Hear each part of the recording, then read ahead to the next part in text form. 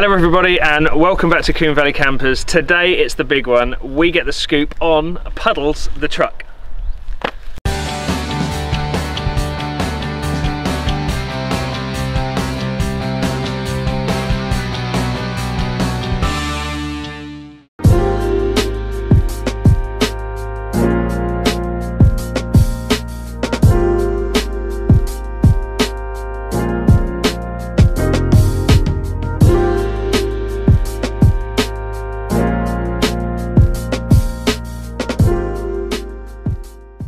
One of the big questions that gets asked about this vehicle is, what is it?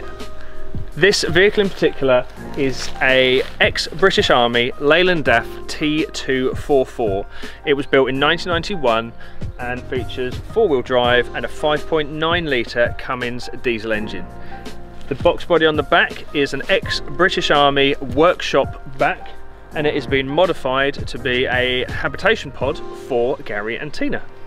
So today we have our very own Gary and Tina Shears. I've known Gary for many years now and Tina for the last couple of years, and basically they decided a few years ago to sell up everything and build a vehicle to go and take them around the world.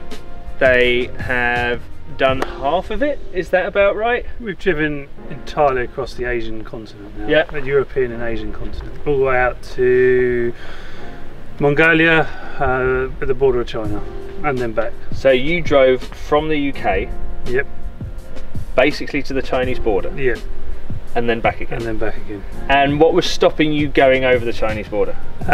China is notoriously difficult to be able to enter, and the paperwork side of things is somewhat tedious, so we decided that that would be our cut-off point. Yeah. Had we more time and money, we probably would have crossed China and gone into Southeast Asia, but yeah, maybe that's for next time.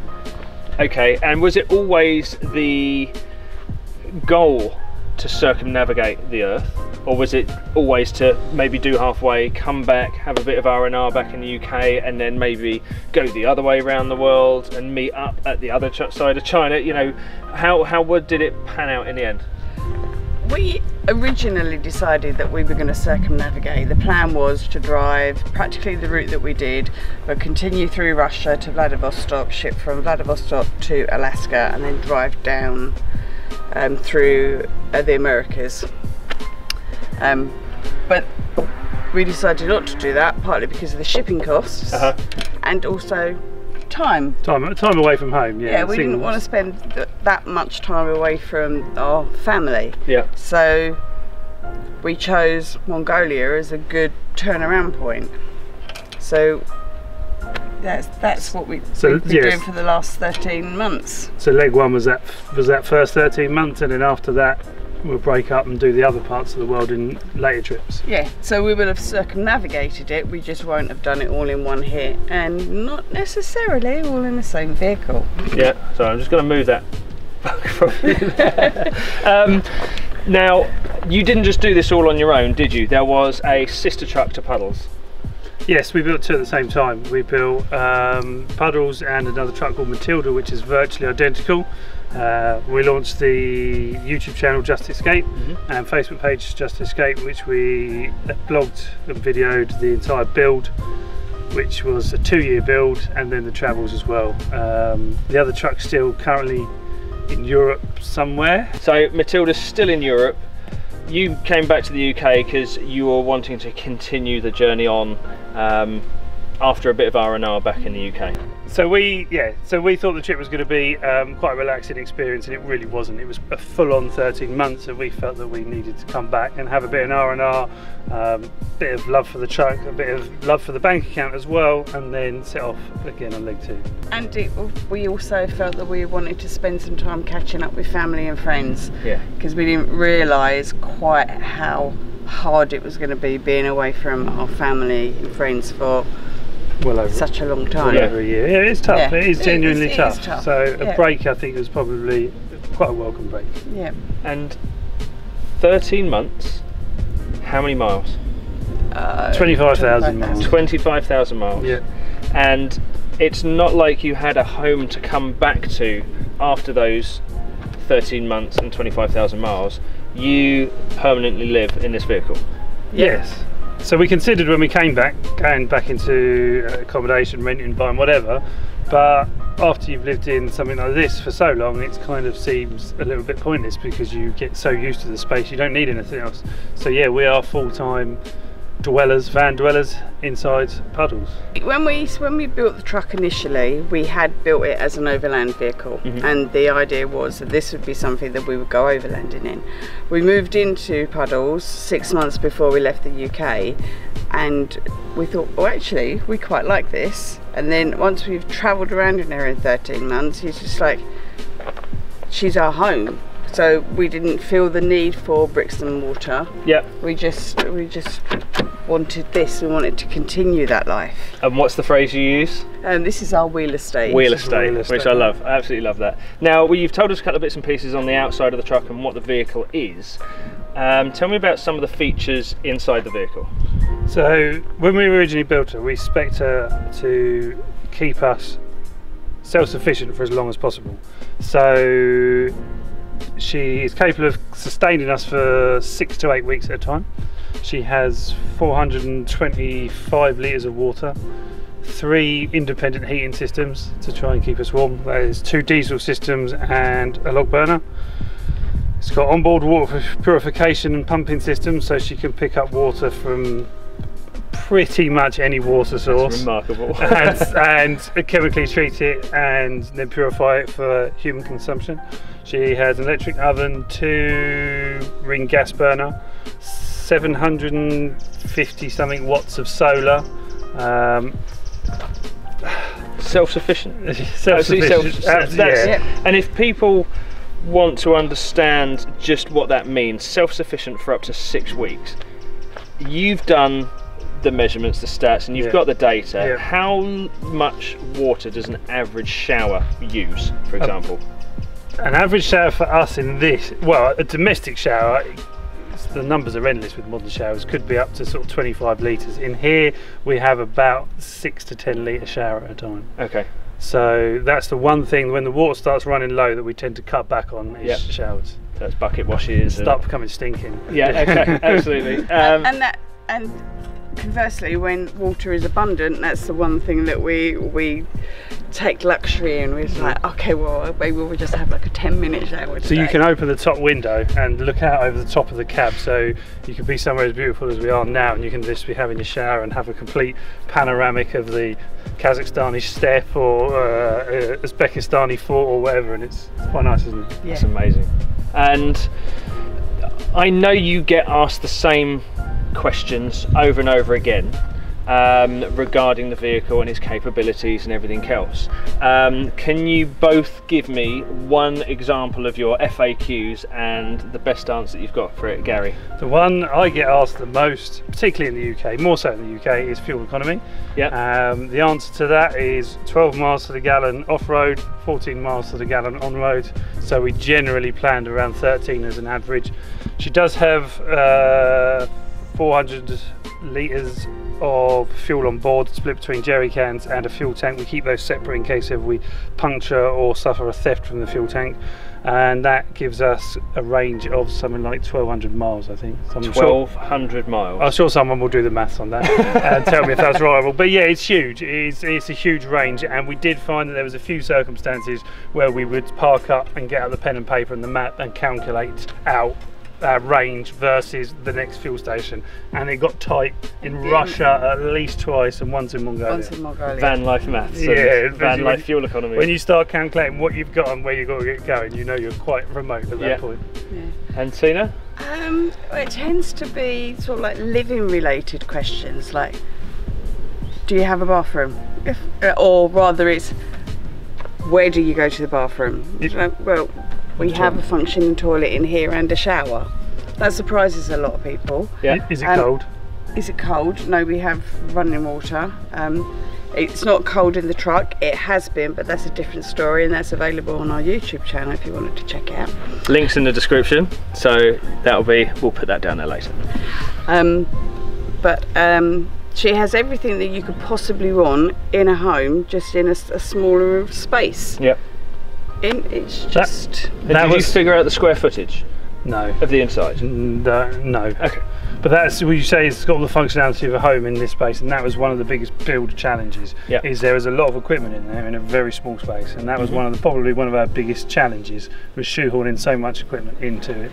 Yeah, I mean, I think our biggest luxury, aside from the bathroom, is the fact that we have a fixed bed, and it does take up quite a bit of the interior space, but we've loved it. And the way that our layout is, it's very open plan, and we can have a number of people all sitting down on the inside, and it doesn't feel cramped. No, and I can lay testament to that. I've had meals, we've had drinks in this van, in this truck, whilst we've either been out travelling or camping together, and it really is not just a home from home, it is a home. You have a dining area, you have a bedroom, you have a bathroom and a kitchen, all within this box on the back of this ex-military truck. And it's something we all aspire to, I think. Definitely, I would really love to do the whole van life living, the whole truck life living, whatever that may be. But these are two people who have actually done that. And if you could give me one best memory from the truck and one of the things you'd rather not remember. Well, we both know straight up what we'd rather not remember. No, see, I don't know if I would. It's something I wouldn't necessarily want to do again. Christmas Day 2019 was 2018. Yeah. Was horrendous. It was had multiple failures in the truck from the extreme cold. It plummeted to -35 in the truck. Everything stopped working, everything froze. The only things that were consumable were in the fridge. Only water that we could drink was in the fridge, because the fridge was basically the warmest place. You think a domestic freezer was -22 and it was -35 in there, so the fridge was a blessing, really. Yeah. So that, I don't want to forget it, but I wouldn't want it to happen again. Oh yeah, no, it's not going to happen again. But I think that kind of thing all adds to the experience. You know, I wouldn't want to take that experience away, because I learned a lot about myself. We learned a lot about each other, and how you adapt and overcome. If you'd said to me 12 months ago that you're going to be going into temperatures outside that are -45, I'd have gone, not on your life. Just to clarify, that's -45 Celsius.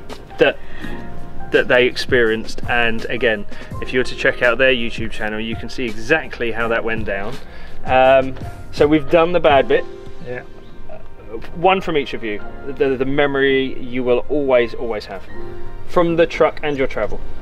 To be honest with you, and it's going to be a bit of a cop-out, the last 13 months on the road in this as a single collective memory will live with me forever. Yeah. And having the balls to do it is what everybody needs to go and find. Most people want to do it, and not enough people commit to doing it. And my message is, just if you think you want to do it, just go and do that, because you won't ever regret it. Not in a million years. I've not met a single overlander or van life dweller or any of the other tags that they're given in mainstream media that have gone, oh, I wish I hadn't done this, it's terrible. Nobody says that. So that's, as a collective, is my single thing. Yeah, and I think I'd follow that up with people's reactions to us and the truck. They've all been positive. They've all been, they're just, people love seeing us, but I think they love seeing puddles as much. You know, their initial might be, oh, what's that? And then you see the smiles on their faces, and then when you get out of the truck and you greet them with a hello, doesn't matter whether you speak the same language or not, if you're wearing a smile, you know, it just translates. And I think the people and the way that they've reacted to us is one of the biggest memories that I'll have. Putting a little bit more detail to that, it's one thing that will live with me forever. We're in a border queue, and a very shy young man came over to us. I would have said he was about 13 or 14 years old, and his mum had given him permission to come over and ask for some money. Now, he wasn't asking for money because he was poor, he was asking for some English money. So I gave him, I think it was about £1.70 in loose change, but his mum wouldn't let him keep it all. So he had to pick one coin, and he has no idea of value or anything, so he picked a 2p piece and gave me the rest back, and he left crying because he was so happy that as a coin collector he had coins from an English person in an English vehicle in his country, and he left with a tear in his eye, jumping with joy at a 2p piece. That's absolutely incredible. Yeah. That is. And going on from the countries and the languages you've spoken, what is the best country you've been to, or the most beautiful, or I'm trying to think about how to ask this question, but maybe a country that you went to and you had a preconceived idea about actually shocked you the most. What, if you can speak about that? There's Russia. Yeah, we had a really strong idea that Russians were hard-nosed, unfriendly people, and that we should be wary and be extra careful, and they have been the loveliest people. It's just complete myth, wasn't it? Yep. The best question to ask is, where is the one place you would live? Because if I can't say the best place, because this place is beautiful and that place is friendly and but the one place I would happily live would be in Russia. Wow. Yeah. That's awesome. Yeah. Well, thank you so much for having a chat. I've heard hundreds of stories about your travels, hundreds of stories about the truck. I've been fortunate enough to be in this vehicle, work on this vehicle with you as well, and I've loved it, and it's certainly inspired me to go and make my own Overlander style vehicle, and when we do that, this is the place you're going to need to see it on this channel, because we will not only build one Overlander vehicle, we may actually build two. Get it done. There we go. So we're going to take you inside now, and you can see exactly how they live in this vehicle.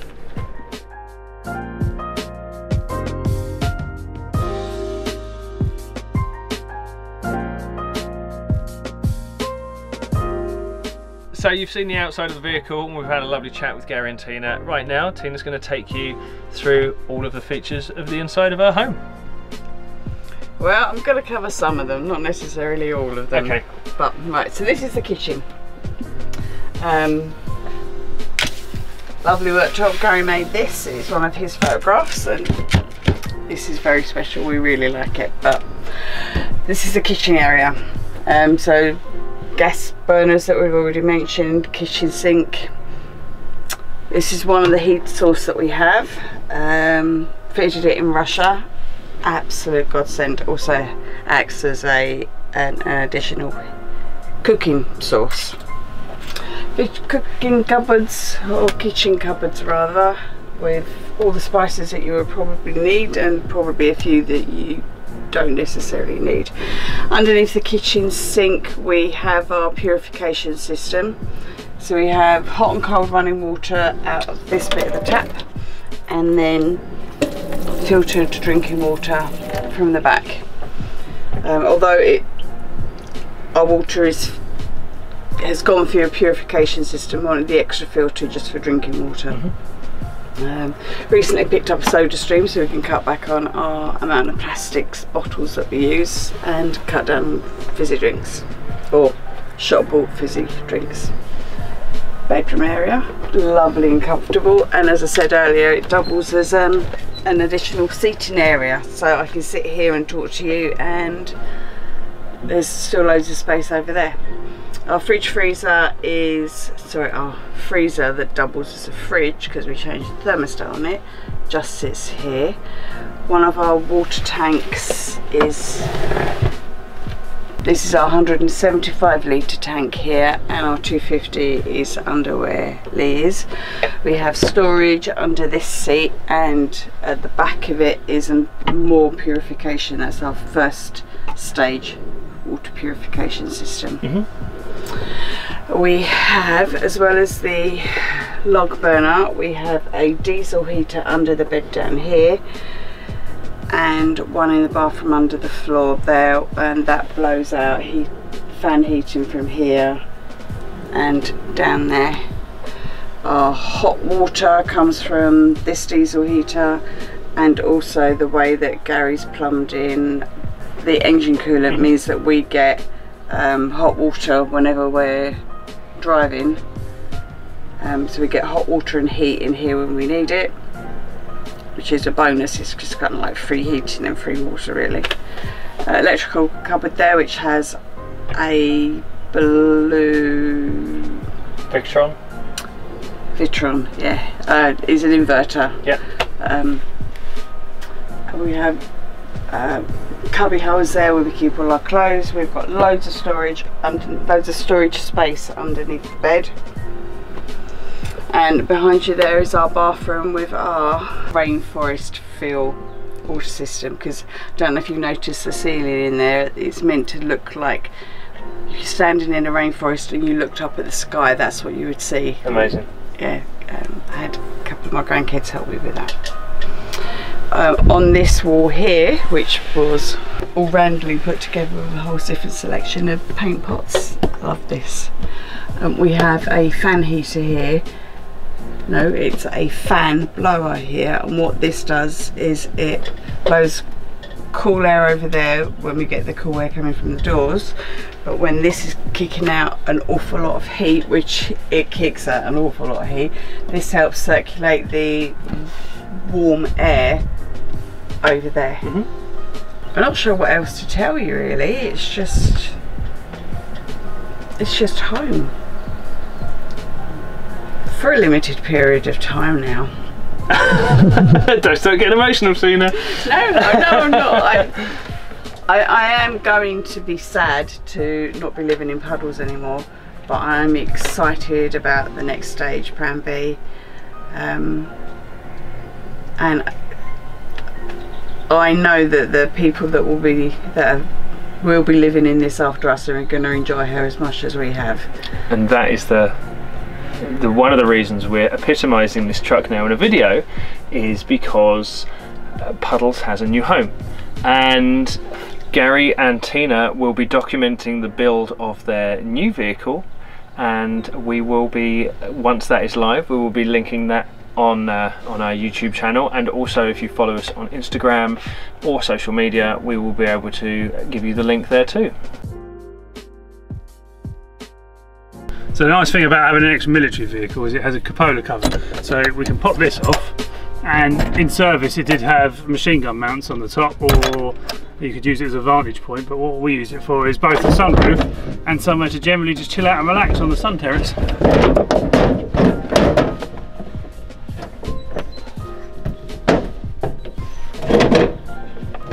So one of the nice things about having a big truck is you have the real estate to put solar on, because the reality is you need a lot of solar, particularly in the winter months, not just because it's overcast, but because of the low sun height as it comes up through the day. You get a lot of reflectance off a solar panel. So on this truck we're lucky to have 3 panels which total about 750 watts, and you can see them sitting down here doing their job. But what you have to remember is they need it clean. They get filthy, even all up here they get filthy, so the job for the next few days is give them a good clean. So there you have it, our little tour around Puddles the truck. If you'd like to know more information about Gary and Tina's travels around the world, have a look down in the description below. We'll show you all the links to the YouTube channel, Just Escape, and anything else that comes up with their new vehicles, we will be the first to tell you. Thank you so much to Gary and Tina. It's been an absolute pleasure just even being in this vehicle, and they let me have a little drive as well, so I'm super happy. And yeah, thank you so much, and I look forward to the next project. Cool. Bye.